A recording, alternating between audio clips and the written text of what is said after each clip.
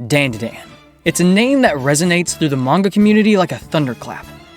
The series has rapidly gained a following since its debut in 2021, captivating its readers with this blend of supernatural horror, sci-fi, comedy, romance, and high-octane action. It literally has everything.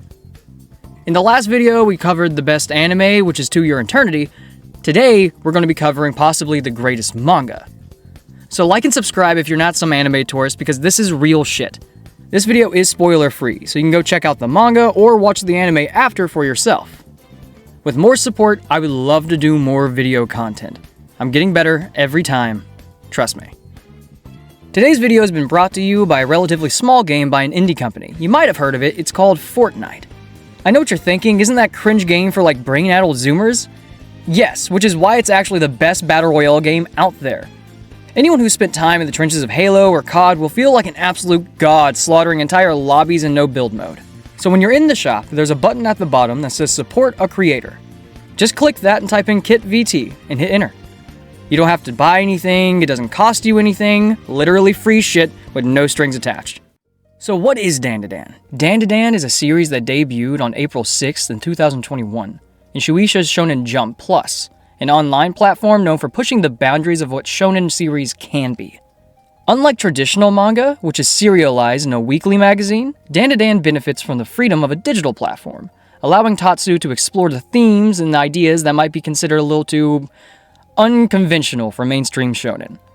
Unconventional being an understatement.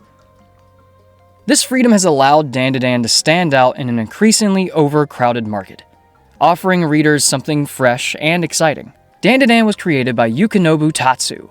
Before debuting his own series, Tatsu worked as an assistant for Tatsuki Fujimoto and Yuki Kaku, two creators known for dark, phonetic storytelling and innovative art. 3 mangas he's worked on are Chainsaw Man, Hell's Paradise, and Fire Punch. You can't have a better resume than that. All 3 of those mangas are spectacular, have unique art and style. Maybe I'll save talking about those for another video though. What you need to know is, Tatsu's art is nothing short of spectacular. His background is very evident in his dynamic paneling and the sheer energy that leaps off the page. The action scenes are particularly noteworthy. Tatsu has this knack for conveying motion, making every punch, every kick, every supernatural blast feel impactful. The use of perspective and angles during fight scenes adds a cinematic quality, immersing readers in the chaos and the intensity of the battles. It's honestly batshit fucking insane how good everything looks outside of the more simple and relaxed dialogue scenes. Tatsu's character designs are another standout feature of the series. From the grotesque Turbo Granny to the sleek otherworldly beings that populate the story, each character, every alien race, and each yokai is distinct and memorable. More than that, in a crowded field of modern shonen manga, Dandadan stands out for its ability to blend the genres and subvert expectations. While Chainsaw Man leans heavily into its bleak and nihilistic worldview, and Jujutsu Kaisen explores the weight of curses and exorcisms in the serious tone, Dandadan allows itself to be playful and absurd. The absurdity doesn't distract from stakes or tension, but instead makes the moments of horror and action stand out even more.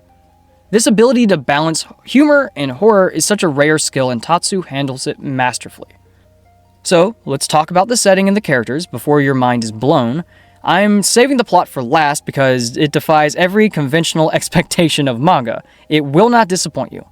It mostly involves a scavenger hunt for missing testicles, like a demented version of Steel Ball Run from JoJo's Bizarre Adventure. Just wait, it's worth it.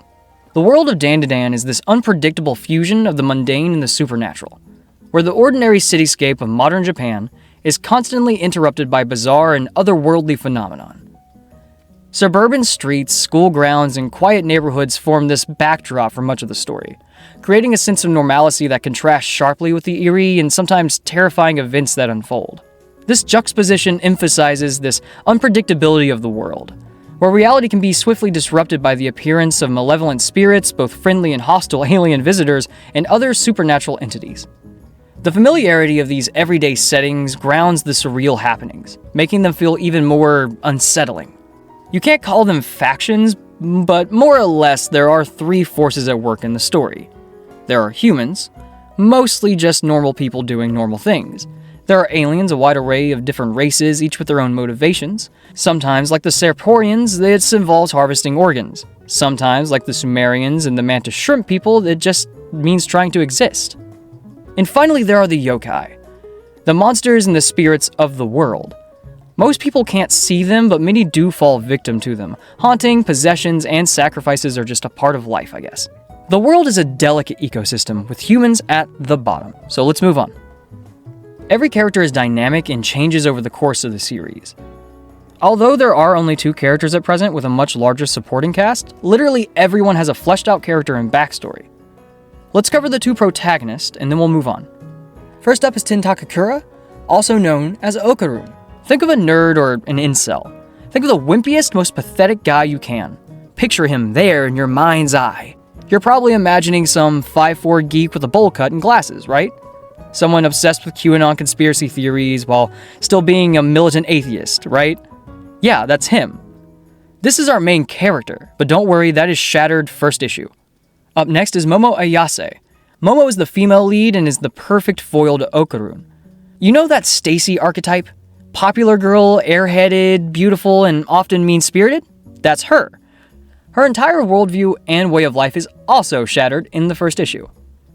The supporting cast is beyond amazing. My personal favorite is Vamola, but we can't talk about her without spoilers, so we'll move on. It's time. Okay, so here we are, the plot. Realistically, this would cover, the first 3 episodes when the anime is released. Now, despite it being the first 3 episodes, the series does move really fast. There's a lot of content. Dandadan doesn't really bait you, it doesn't really fuck around with filler, it's a fever dream. Okay, so here we go. Let me paraphrase. Okarun, the aforementioned friendless virgin, is being a fucking geek, reading some fucking tabloid about Barack Obama going to Mars in a crowded classroom after school. People are understandably a little frustrated with this weird guy always rambling stuff to himself about Mark Zuckerberg being some subterranean lizard. It doesn't really excuse the bullying, but Okarun is a bit weird, yeah? Anyway, the popular girl Momo pities him and stops the bullying. Momo tells him he needs to cut out the weird shit and aliens aren't real. Okarun doesn't take the shit lying down though and starts rambling off 4chan theories as evidence. At least I don't believe in ghosts, right? He comments. Momo calls him a fucking loser, says ghosts are real, and things just spiral out of control from there. Obviously, the only possible way to resolve this mild disagreement is to send Okarun to a haunted tunnel and Momo to an abandoned hospital where UFOs are often sighted to disprove the existence of cryptids. Perfectly logical sense, right? Next thing we know, the ghost known only as Turbo Granny has bitten off Okarun's penis. Meanwhile, Momo has been alien abducted to harvest her ovaries. Apparently, genitals in Dandadan have some kind of supernatural power. Perfectly logical sense. Moving on, Okarun manages to escape and comes to the rescue. But now he's possessed because logically that's what happens when your dick gets bitten off by a speed demon. And logically, alien hypnosis can somehow trigger psychokinetic abilities, which is what Momo gets. A completely logical train of events as they defeat the aliens and get away. Now to get Okarun's penis back, they have to go back and fight Turbo Granny, who has merged with some kind of Godzilla freshwater crab. Shit happens, you know? In the process of getting back Okarun's dick, he has now lost both of his testicles, and the story for the next 100 chapters is searching for and reclaiming them, with the help of Momo's Gilf, a reformed Turbo Granny, a lady who can control hair, and Momo's hot childhood friend, several aliens, and a few other side characters. Meanwhile, the fate of humanity is at risk from the Loch Ness Monster, Mongolian deathworms, and a fleet of exosuit squids. This is the essence of Dandadan, absurdity. It has everything: drama, comedy, romance, horror, and suspense. Literally everything executed to perfection. A fever dream and a masterpiece. Given its success, it was really only a matter of time before Dandadan was picked up for an anime adaptation. Who else but Studio fucking Mappa would pick it up? Yes, the Mappa. The ones with the best animation in the industry, known for their high-quality production and their faithful adaptations. The anime has also had an absolute rock-star director with Hiroshi Seko. He's previously worked on Attack on Titan and Mob Psycho 100, but Mappa has done a lot fucking more than just those two. I'm not going to draw out the conclusion. Let's keep it short and keep it sweet. Whether you're a longtime manga fan or someone new to the medium, Dandadan is a series that demands your attention. You literally are a fucking moron for not checking it out. Hey, if you're still listening, do me a huge favor and follow me on Twitch at KITTvt. And if you play Rocket League or FORTNITE or any of the Epic Games partner content, go to their shop, click the creator button, and type in KITTvt. It's just that simple. You don't even have to buy anything or spend any money. It literally costs you nothing and it would help support the channel. So thanks for watching.